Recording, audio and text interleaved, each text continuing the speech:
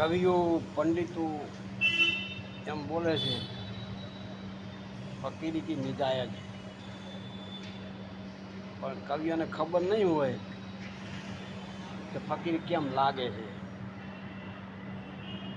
જેને ફકીરી લાગી હોય ને એને જ ખબર હોય ફકીરી કેમ લગાડવી. ફકીરી એમને નહીં લાગતી, ફકીરને ખબર હોય કેમ લાગે.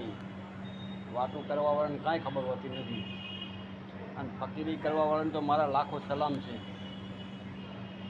એવા મહાપુરુષને બાકી વાતું કરવા તો વાતું કરે રાખશે, કાંઈ કોઠાઈ નહીં થાય એનાથી. ખાલી વાતું જ કરશે, ઓલાની ઉપાડે, બીજાની ઉપાડે, જે અમુક અમુક થાય એની ઉપાડે ફર્યા કરે. પૈડાની ઘોડા, ઓલો સારો છે, ઓલો આવો, ઓલો તેવો, આવું બધું કર્યા કરે. બાકી એનાથી કાંઈ થાય નહીં, એટલું જ કરે, વખાણ જ કરે બીજાના. એટલે આવું છે બધું.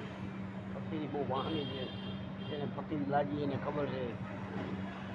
ફકીરી લાગે અમુક અમુકને 95 વર્ષે લાગેલી છે, અમુકને 62 વર્ષે લાગેલી છે, કુંભારાને 62 વર્ષે લાગેલી છે. એટલે ફકીરી લગાડવી બહુ વાહમી છે.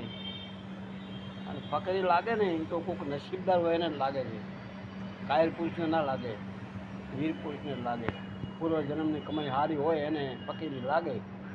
બાકી બીજા તો જાય ગયું છે. બસ આટલું બહુ થઈ ગયું.